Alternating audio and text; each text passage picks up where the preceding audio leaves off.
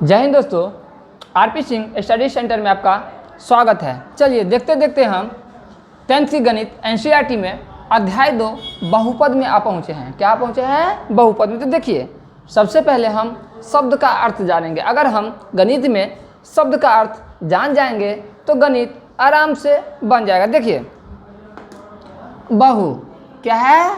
बहु बहु में से जानते हैं बहुआ? बहुत हंस रहे हो, वो वाला नहीं। बहु में से यहाँ क्या हो गया? बहुत। क्या हो गया? बहुत। बहुत सारा पद। अब देखिए ना, परिभाषा मेरा बन गया बहुपद का, यानी जिसमें बहुत सारा पद हो। देखिए इसको लिखते हैं, जिसमें बहुत सारा पद हो उसे ही हम बहुपद कहते हैं। उसे हम क्या कहते हैं? बहुपद कहते हैं। इसका कुछ ना एग्जाम्पल ले लेते हैं। देखिए, जैसे ले लिए 3x, 2x plus 3, 5x plus 7y plus 4z। कोई दिक्कत? आगे देखिए यहाँ पे पद क्या होता है उसको आप पढ़ना है। पद क्या होता है? देखिए पद क्या होता है, हम लिखेंगे एक पदी बहुपद। क्या पढ़ेंगे? एक पदी बहुपद। तो देखिए, पहले ही समझा दिए कि गणित में अगर शब्द पकड़ लीजिएगा तो गणित क्या हो जाएगा? इजी। देखिए, एक माने एक, अब पद मनीष पद, अब बहुपद मीन्स बहुपद, यानी जिस बहुपद में एक पद हो, जिस बहुपद में क्या हो? एक पद हो, उसे हम एक पदी बहुपद कहते हैं। तो लिख लेंगे आराम से। कैसे लिखेंगे? आराम से। देखिए, जिस बहुपद में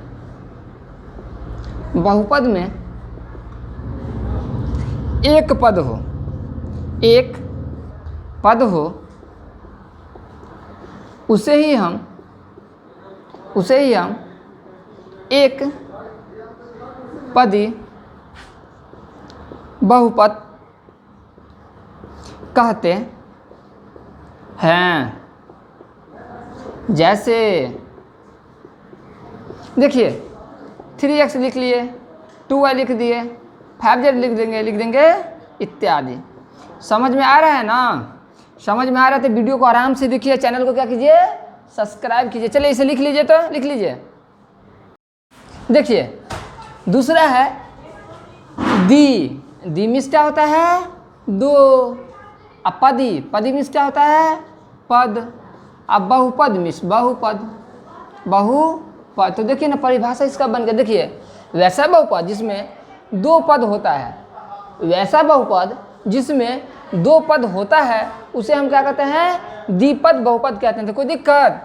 देखिए लिखेंगे, वैसा बहुपद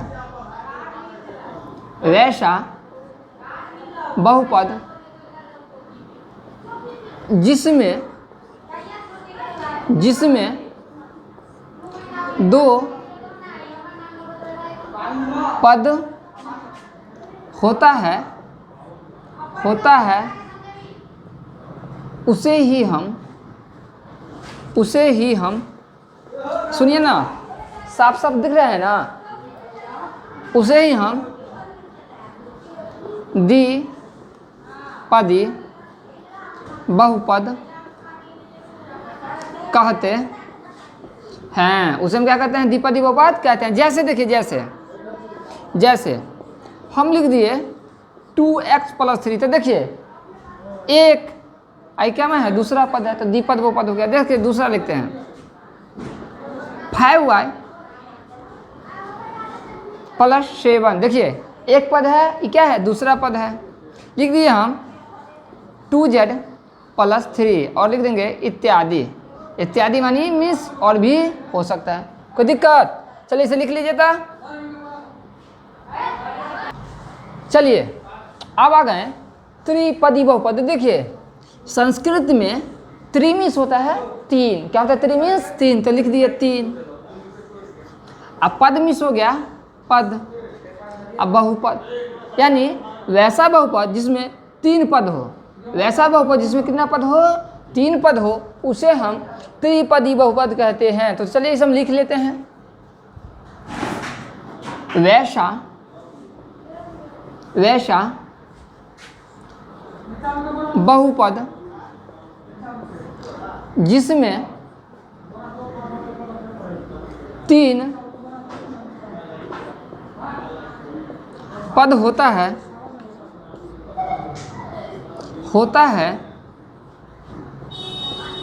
उसे ही हम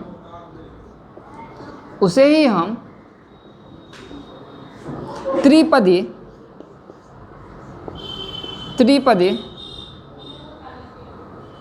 बहुपद कहते हैं। उसे हम क्या कहते हैं, त्रिपदी बहुपद कहते हैं। देखिए त्रिपदी बहुपद वैसा बहुपद जिसमें तीन पद होते हैं उसे ही हम त्रिपदी बहुपद कहते हैं। जैसे देखिए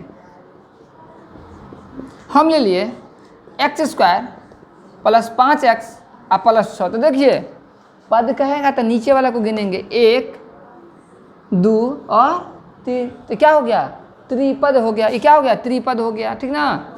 दूसरा ले लेते हैं 7y² + 15y + 8। देखिए एक पद, दो पद और तीन पद लिख देंगे इत्यादि। क्या लिख देंगे इत्यादि। समझ में आ रहा है, अच्छी तरीक़े से इसे लिखिए। चलिए अब यहाँ से टॉपिक चेंज हो रहा है, टॉपिक है बहुपद की घात।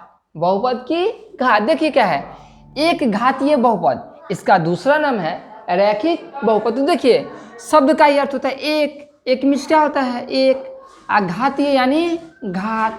तो किसका घात, तो बहुपद का घात, यानी वैसा बहुपद जिसका घात एक हो, वैसा बहुपद जिसका घात एक हो उसे हम एक घातीय या रैखिक बहुपद कहते हैं। चलिए इसे परिभाषा के रूप में लिख लेते हैं। लिखेंगे वैसा बहुपद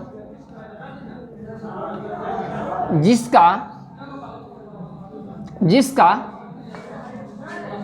घात एक हो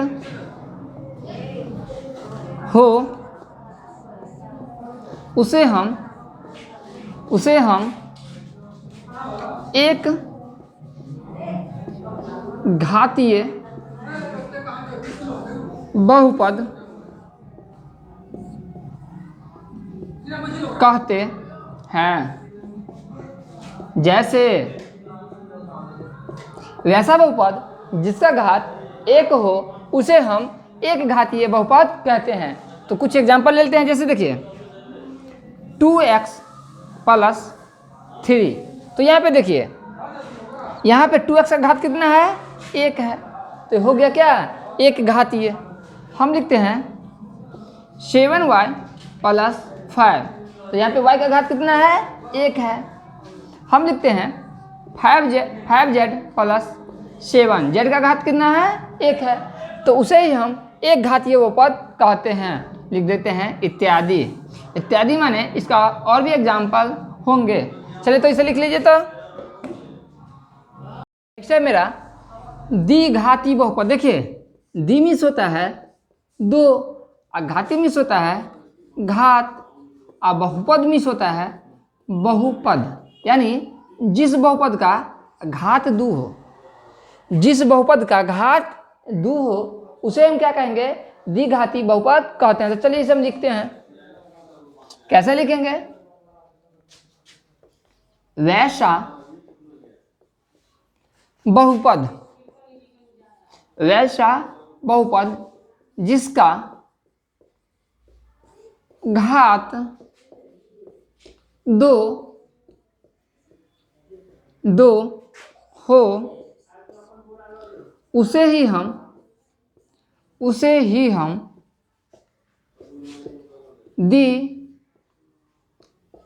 घाती बहुपद कहते हैं, उसे ही हम द्विघाती बहुपद कहते हैं। जैसे हम लिख दिए एक्स स्क्वायर प्लस 5। तो देखिए यहाँ पे x का जो घात है वो कितना है, 2 है। तो क्या हो गया, द्विघाती बहुपद। देखिए अगला एग्जाम्पल लेते हैं, 5x square plus 10x plus 5। यहाँ पे देखिए x का जो घात है कितना है, 2 है। तो क्या हो गया, द्विघाती। एक बात यहाँ पे सीख लीजिए, x है ना, इसको चर राशि कहते हैं। ABCD का जितना भी लेटर होता है उसे हम क्या कहते हैं, चर राशि। और गिनती की संख्या 1 2 3 4 5 जो होता है उसे हम क्या कहते हैं, अचर राशि। तो देखिए यहाँ पे चर राशि यानी x का जो घात है वो कितना है, 2 है। तो ये क्या होगा, द्विघाती लिख दिए इत्यादि। इसका मतलब क्या होगा, और भी आगे होगा। चलिए इसे लिख लीजिए। तो चलिए बढ़ते बढ़ते आज का हम लास्ट टॉपिक में आ गए है, त्रिघाती। त्रि मीन्स क्या होता है, 3। घाती मीन्स क्या होता है, घात। किसका घात, तो बहुपद का घात। तो देखिए कैसे बनाएंगे परिभाषा, बहुपद घात यानी वैसा बहुपद जिसका घात 3 हो। वैसा बहुपद जिसका घात 3 हो उसे हम त्रिघात बहुपद कहते हैं। चलिए इसे लिख लेते हैं। इसे क्या करते हैं, लिख लेते हैं। वैसा बहुपद, वैसा बहुपद जिसका घात 3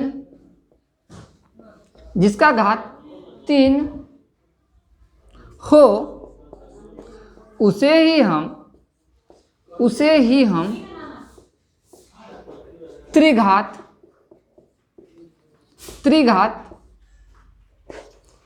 बहुपद कहते हैं। जैसे एग्जाम्पल देंगे ना तब ना समझिएगा। जैसे x³ - 5। यहाँ पे देखिए x का जो घात है कितना है, 3 है। तो क्या हो जाएगा, त्रिघात। हम अगला लिखते हैं 5x³ plus 4x² plus 6। x का घात कितना है, 3 है। सबसे अधिक वाला को उच्चतम मान होना चाहिए घात का। x का पावर क्या होगा, उच्चतम मान। तो उच्चतम मान ये 2 नहीं यहाँ पे देखेंगे, यहाँ पे उच्चतम मान में कितना देखना है, 3 देखना है। तो क्या हो जाएगा, त्रिघात बहुपद हो जाएगा। एक और लेते हैं 5z³ प्लस 7। z का घात कितना है, 3 है। तो क्या हो जाएगा, त्रिघात बहुपद हो जाएगा।